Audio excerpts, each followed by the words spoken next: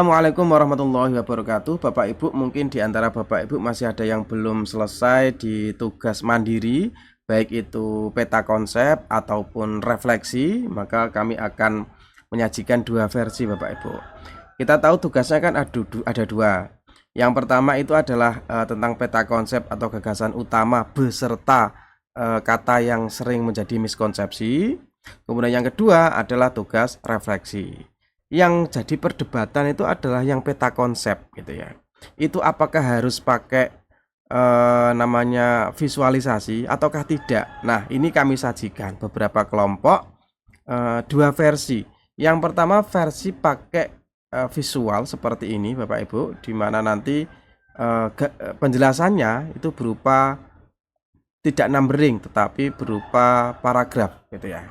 Kemudian yang kedua adalah berupa numbering seperti ini. Oh, peta konsep nomor 1 ini, 2 ini, 3 ini, 4 ini, 5 ini gitu ya Bapak Ibu ya.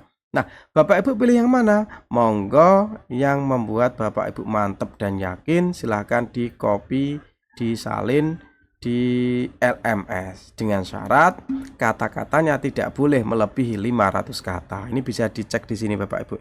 Ini kan 430, berarti ini aman kalau kita salin di LMS. Kalau nanti lebih dari 500 kata, kita nanti bukan menyalin tapi di upload, ada menunya Bapak Ibu ya. Jadi sekali lagi ini tugas yang PAI Bapak Ibu. Yang pertama ada peta konsepnya gitu ya, secara visual, ini bisa kita kecilkan juga. Yang kedua nanti tidak pakai visual gitu ya. Nah, yang pakai visual ini deskripsinya dalam dua alinea ini ya, dalam dua paragraf gitu. Kalau untuk yang materi yang miskonsepsi tentu tidak ada perbedaannya Bapak Ibu ya. Kita pilih beberapa miskonsepsi tentang gagasan atau konsep yang biasanya disalahartikan orang. Misalkan di sini adalah ayat mutasyabihat tidak memiliki makna yang jelas. Nah, banyak yang mengira ayat mutasyabihat tidak dapat dipahami dan boleh ditafsirkan secara bebas. Miskonsepsi ini muncul karena nanti ada koreksinya. Kemudian misalkan di sini takdir menjadikan manusia pasrah tanpa usaha. Ini miskonsepsinya. Nanti koreksinya seperti apa ada di bawahnya. Kalau ini tidak ada permasalahan Bapak Ibu ya. Yang jadi perdebatan tuh ini kan, bagaimana peta konsepnya tersebut. Ini yang kalau ada visualisasinya, kemudian dideskripsikan, dijelaskan dalam dua paragraf. Kalau yang kedua dijelaskan setiap nomor. Yang pertama topik yang saya temukan di dalam 8 modul itu adalah ini dijelaskan langsung Bapak Ibu. Ada topiknya ini topik 6 dan 8 dijelaskan. Ini tidak masalah ya yang miskonsepsi ya. Kemudian untuk tugas kedua refleksi ya tidak ada permasalahan, sudah jelas, sudah tidak menimbulkan multitafsir. Ada 5 soalnya. Yang pertama mendeskripsikan materi yang menarik, kemudian implementasinya nanti seperti apa, terus pengalaman nyata yang sudah pernah kita alami itu seperti apa terhadap materi tersebut, tantangan dan hikmah yang kita ambil dari materi yang kita pilih, dan tentu rencana kita ke depan seperti apa agar menjadi lebih baik. Saya tutup dulu, nanti saya akan coba bukakan pelajaran yang lain ya, kelompok yang lain maksud saya. Nah, sekarang coba kita buka yang bahasa Arab dulu. Revisi 1 sama Bapak Ibu yang versi 1. Yang versi 1 itu tanpa ada peta konsep secara visual. Berarti langsung 1, 2, 3, 4, 5 masing-masing dijelaskan gitu ya. Kalau yang kedua versi 2 nanti ada peta konsepnya. Nah, ini gagasan konsep, peta konsep atau gagasan utama dari topik 1 sampai 8. Itu ada 1, 2, 3, 4, 5 masing-masing dijelaskan sih menjadi sub-sub begini ya, terus dideskripsikan dalam 2 paragraf. Kalau yang materi miskonsepsi ini 1, 2, 3, 4, 5 kita milih berapa, tidak ada batasan harus 5, harus 6, harus 8, tidak ada kan di perintahnya. Kemudian untuk refleksi akademik juga sama Bapak Ibu ya, tidak ada pertentangan. Ini misalkan di sini milih keterampilan berbahasa. Ini adalah bahasa Arab kelas 3 MI. Kebetulan guru yang mengajar kelas 3 MI. Dalam prakteknya, penerapan keterampilan berbahasa harus dilakukan secara bertahap dan berulang agar siswa terbiasa. Saat mengajar, ya pengalaman praktis berarti saat mengajar saya menemukan bahwa beberapa siswa merasa malu dan kurang percaya diri. Tantangannya, salah satu tantangan terbesar dalam mengajarkan keterampilan bahasa adalah perbedaan tingkat pemahaman siswa. Nah, ada yang siswa cepat, ada yang lambat, kemudian rencana aksi untuk kedepannya.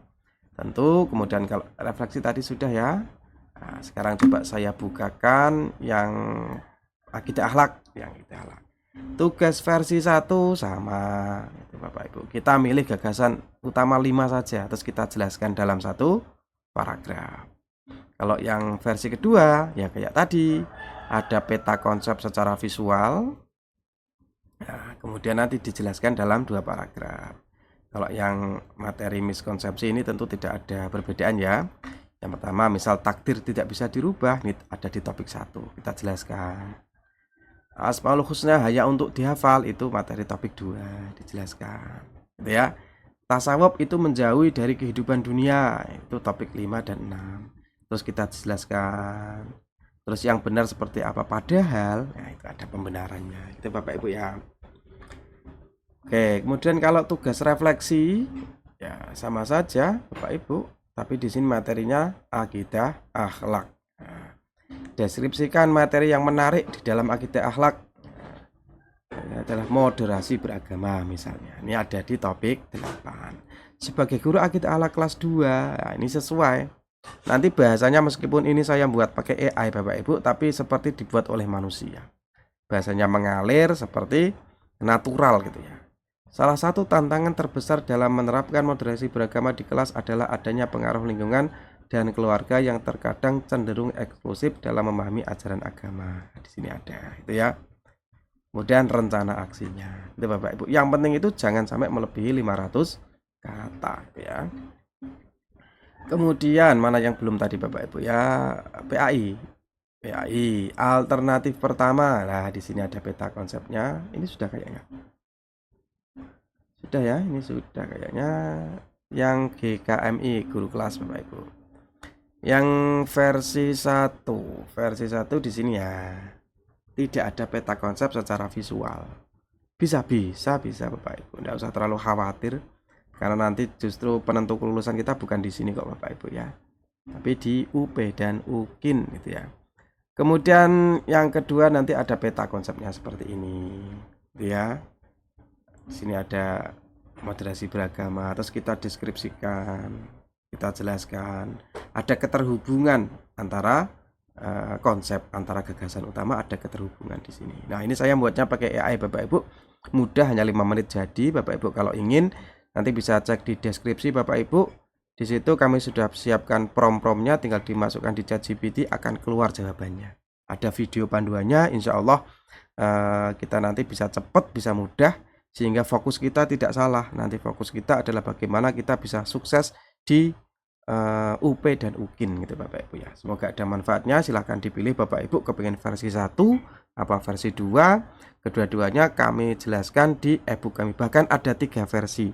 Versi yang terakhir itu adalah versi yang diminta oleh LPTK Gorontalo. Nanti juga ada di ebook tersebut. Ada format yang sudah ditentukan. Bahkan peta konsepnya bukan hanya 5 tetapi semua topik. Nah, itu sudah promptnya juga berbeda gitu ya. Kami sudah jelaskan di ebook kami, silakan cek di deskripsi. Terima kasih. Assalamualaikum warahmatullahi wabarakatuh.